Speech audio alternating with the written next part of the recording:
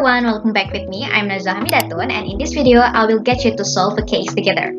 So, as you can see here, I already had the raw data of students' motivated strategies for learning. There were 65 pieces of number, and we had to find out the measure of central tendency, the measure of variability, and we had to draw the polygon as well. Without waiting any longer, let's get into the tutorial. But first of all, I want to tell you about what is the measures of central tendency and then what is the measures of variability. So in statistics, measures of central tendency are used to determine the central of typical value of a dataset. They summarize a large set of data with a single value that represents the center point of the distribution. It's including the mean, median, and mode. While the measures of variability is a summary of statistics that describe how the data spread out, dispersed, or scattered. It's indicating how far the data points differ from the center. It could be including the range, quartile, and then the variance, also the standard deviation. Here, I already paste the raw data, but there are lots of duplicate numbers. So the step we had to do is copy the data and then paste it. We had to sort first the smallest to the largest. After we sort it out, click the data tab. After that, remove duplicates. Okay, the column B. Alright. Now, the numbers that we had is already singles. We have to move it into the score tables. Let's see for the sum of the score. So we will call this column by score. Now we had to find out the frequency. You can type it like COUNTIF and then put the range. This is the range. The range is the raw data that we haven't sorted and removed before. The comma. In my device, it is semicolon. And then put the criteria. The criteria is the score. And then enter. And just drag down.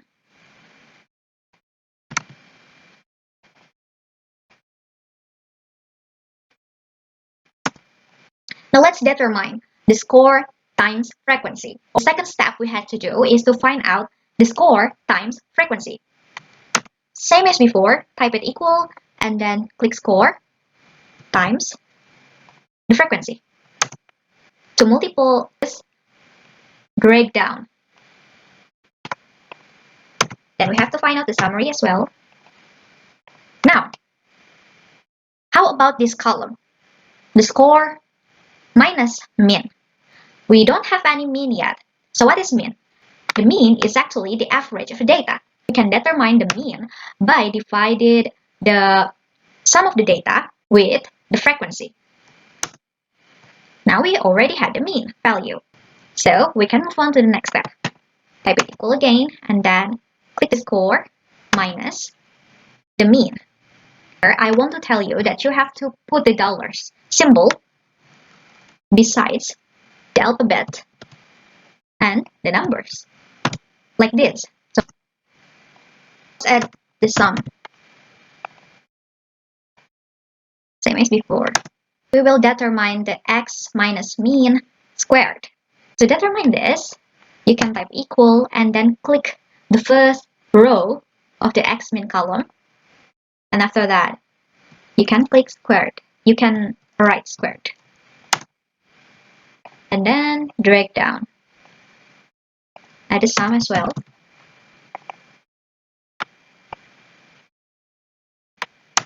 Now we had to search for frequency times x minus mean squared.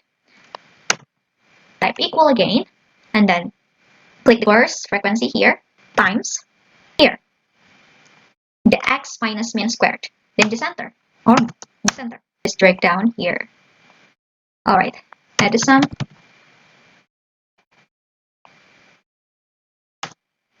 So to determine the median, let's see the sum of the frequency. It is 65. That means that the sum of the frequency is odd data. That's why we could determine it by equal put the bracket 2 click 65 plus 1 divided by 2.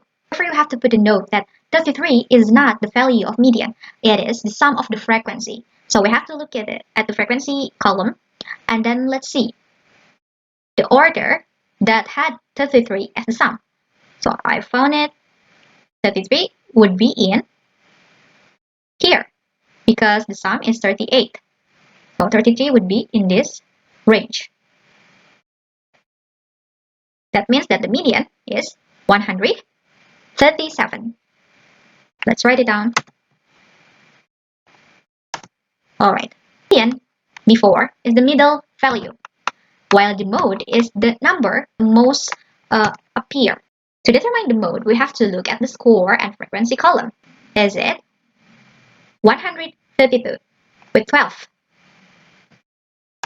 That means that the mode is 132. Now for the range. The range is the maximum score minus the minimum score. Now, to determine the first quartile, you can search it by a quarter minus, don't forget to put the brackets, the total of the frequency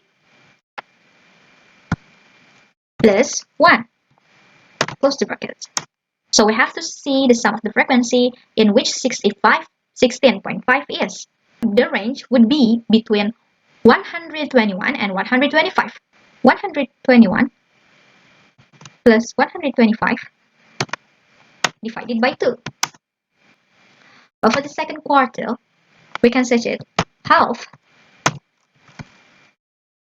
times, put the brackets, the frequency plus 1. We had 33. So where is the 33 here in a frequency? The range is in here. The quartile 2 is around 137. For the third quartile, we can search it by right 3/4 point add brackets, the frequency plus 1.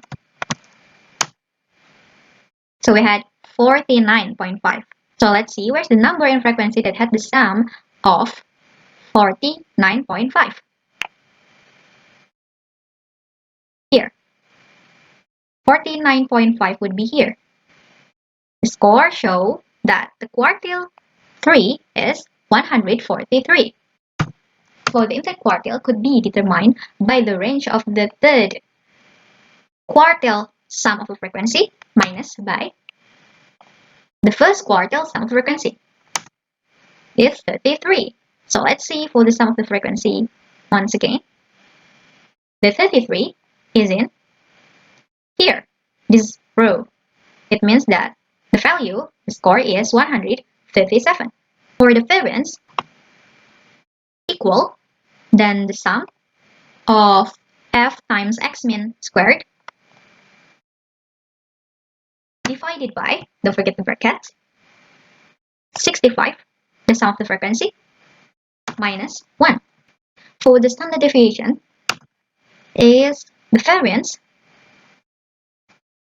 squared by half.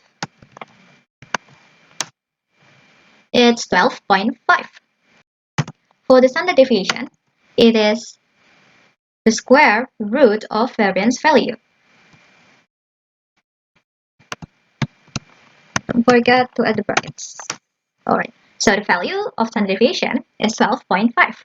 Now let's create the polygon. It is really simple.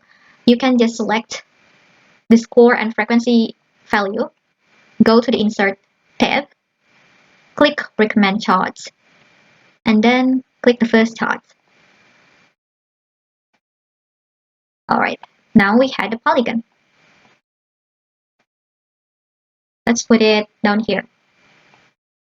So here's for the polygon. Now we already had the measure of central tendency, the measure of variability, and also the polygon.